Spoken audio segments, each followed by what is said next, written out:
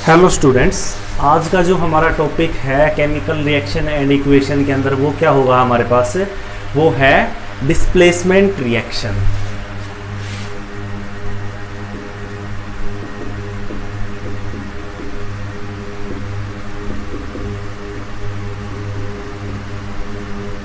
अब displacement reactions होती क्या है ये समझने के लिए सबसे पहले हम एक एक्टिविटी करते हैं। इस एक्टिविटी के अंदर क्या लेंगे हम, दो तो हमारे पास क्या होंगी, टेस्ट ट्यूब होंगी। दो तो हमारे पास टेस्ट ट्यूब होंगी और तीन हमारे पास क्या होंगी, आयरन नेल्स होंगी। ये दोनों क्या है आपके पास, टेस्ट ट्यूब्स हैं बच्चों, और तीन आपके पास क्या होंगी, आयरन नेल्स होंगे। क्लियर है? ये है 3 आयरन नेल्स। ये है टेस्ट ट्यूब ए और ये है आपके पास टेस्ट ट्यूब बी। अब क्या करना है, आपने टेस्ट ट्यूब ए और टेस्ट ट्यूब बी दोनों के अंदर क्या ले लेंगे आप, ए के अंदर भी क्या ले लेंगे, मान लीजिए 50 ml कॉपर सल्फेट ले लिया CuSO4। बी के अंदर भी आपने क्या ले लिया, वही सेम 50 ml कॉपर सल्फेट। और ये क्या आपके पास आयरन, आयरन को हम कैसे शो करते हैं, Fe से।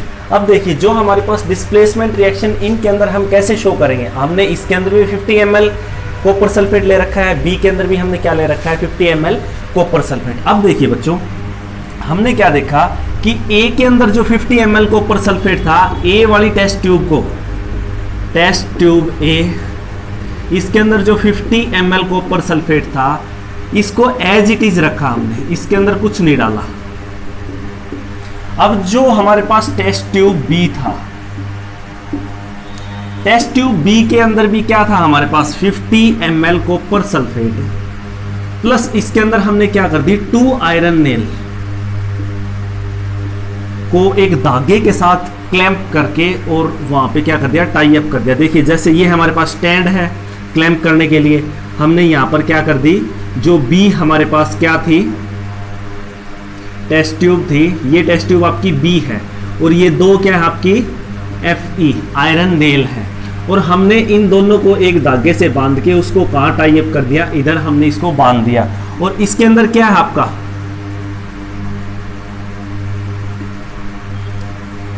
ये है आपका बच्चों CuSO4 कॉपर सल्फेट का सॉल्यूशन है। तो ये हमने टेस्ट ट्यूब बी में किया है, जबकि हमने टेस्ट ट्यूब ए को एज इट इज रखा, क्योंकि जो कॉपर सल्फेट का हम एक्वस सॉल्यूशन ले रहे हैं ना, एक्वस मीन्स होता है बच्चों वाटर के अंदर हमने कॉपर सल्फेट को डाल के सॉल्यूशन बनाया हुआ है। तो हमारे पास क्या है, टेस्ट ट्यूब ए को जब 50 ml copper sulphate solution, test tube A के अंदर 50 ml कॉपर सल्फेट सॉल्यूशन ले रहे हैं, उसके अंदर हम कोई भी आयरन वगैरह नहीं डाल रहे, लेकिन बी वाली के अंदर हमने क्या कर दिया, 2 आयरन नेल्स को इसके अंदर क्या कर दिया, टाई अप कर दिया। अब क्या है, हम जैसे इसके अंदर ये डाल लेंगे ना, उससे पहले क्या करेंगे भाई, ये तो हमने यहाँ सीधी डाली हुई दिखा दी है कॉपर सल्फेट के अंदर, उससे पहले हम इन तीनों आयरन नेल्स को क्या करेंगे, सैंड पेपर के साथ रब करेंगे। ये सबसे पहला काम है, ठीक है। तो सैंड पेपर से क्या करेंगे, इनको रब करेंगे ताकि इनके ऊपर कोई डस्ट वगैरह हो, या फिर अगर कोई थोड़ी बहुत oxide, thin layer of oxide की फॉर्मेशन अगर इस आयरन नेल के ऊपर है, तो उसको सैंड पेपर की हेल्प से क्या किया जा सके, रब किया जा सके। तो अब क्या है, हमने इन दोनों को इसके अंदर डाल दिया और एक आयरन नेल को हमने क्या किया है, यहां लिख देता हूं मैं, 1 iron nail remains as it is for comparison, कि अगर यहां पर हमारे पास कोई रिएक्शन होके आयरन नेल में फर्क आएगा, तो वो फर्क हम किसके साथ, वो डिफरेंस हम किसके साथ कंपेयर करेंगे, इस आयरन नेल के साथ, जो कि हमने केप्ट असाइड, यानी कि हमने उसको अलग से रखी हुई है। तो इसका मतलब जब हम थोड़ी देर बाद निकाल के देखते हैं, तो हमारे पास जो टेस्ट ट्यूब ए का जो क्या था, हमारे पास टेस्ट ट्यूब ए के अंदर आपका क्या है, 50 ml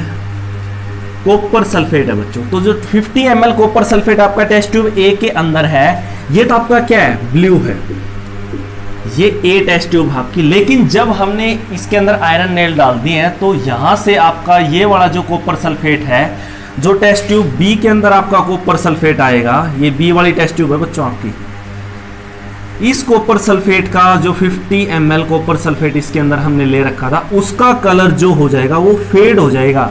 it is not like this blue, ये क्या होगा हमारे पास फेड ब्लू, यानी कि लाइट ब्लू रह जाएगा ये।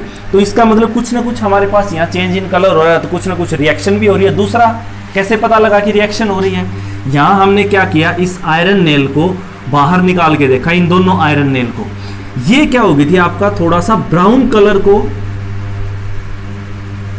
दे गेट्स ब्राउन कलर। तो इनके ऊपर क्या आ चुका था, ब्राउन कलर। पहले तो क्या था, ब्राउन कलर नहीं था। जब इसके साथ कंपेयर करके देखा, ये हमारे पास साफ सुथरी अच्छा बढ़िया कलर में क्या था हमारे पास भाई, सिल्वरी टाइप या फिर थोड़ा सा आपका जो कलर होगा ना इसका आयरन नेल का, प्योर वही कलर था। लेकिन यहाँ जब देखा हमने, इसके ऊपर क्या आ चुकी है, ब्राउन कलर की लेयर आ चुकी है। क्यों, तभी तो हमने इसको अलग से रखा था कंपैरिजन के लिए।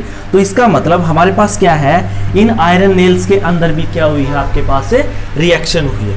तो बच्चों आपके पास ये रिएक्शन जो हुई है, ये किस किस के बीच हुई है, मैं रिएक्शन यहाँ लिख देता हूँ। आयरन Fe क्या था, सॉलिड में, प्लस कॉपर सल्फेट, ये क्या था, aqueous. We are taking it aqueous. Why aqueous, because it is the solution which is made in colour, sorry water. तो वाटर वाले जितने भी सॉल्यूशंस हैं उन सभी के लिए क्या लेते हैं हम, एक्वस लेते हैं। क्लियर है।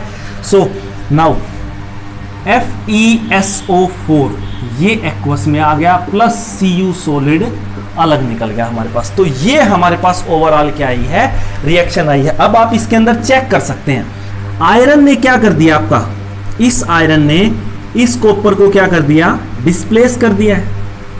किया है या नहीं किया, आयरन डिस्प्लेसेस दिस कॉपर। अगर आयरन ने इस कॉपर को बच्चों डिस्प्लेस कर दिया, तो इसका मतलब यहां पर क्या हुआ, कॉपर अलग निकल गया और आयरन इसकी जगह आ गया। तो ये कैसी रिएक्शन होगी हमारे पास, डिस्प्लेसमेंट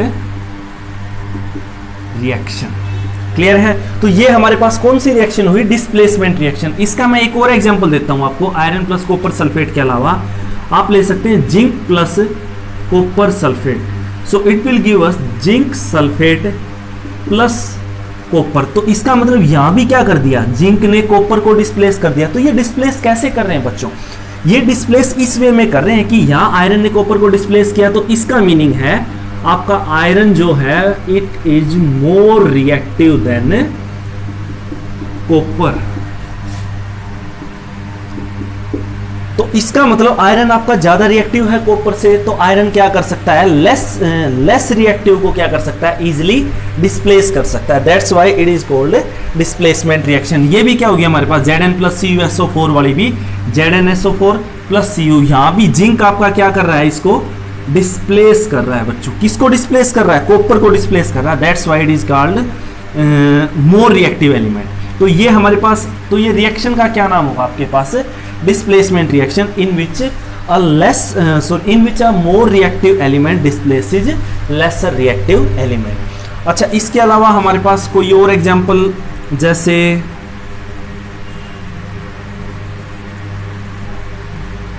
PbNO3 होल्ट, ये हमारे पास पीछे भी आया है 2Ki वाला।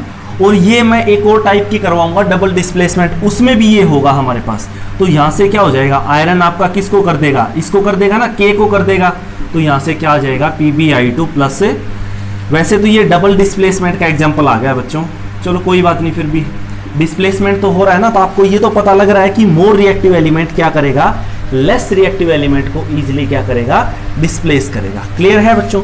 तो ये थे हमारे पास डिस्प्लेसमेंट रिएक्शन। अब हम बात करेंगे डबल डिस्प्लेसमेंट रिएक्शन की।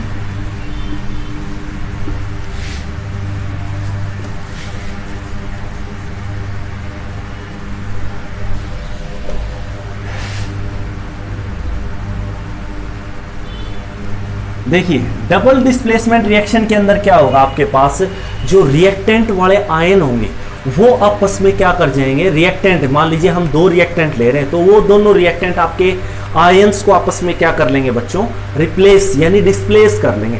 तो वो हमारे पास क्या कहलाएगा फिर, डबल डिस्प्लेसमेंट रिएक्शन। कैसे, इसके लिए एक्टिविटी करते हैं। हमने एक टेस्ट ट्यूब ले लिया, इस टेस्ट ट्यूब के अंदर हमने ले लिया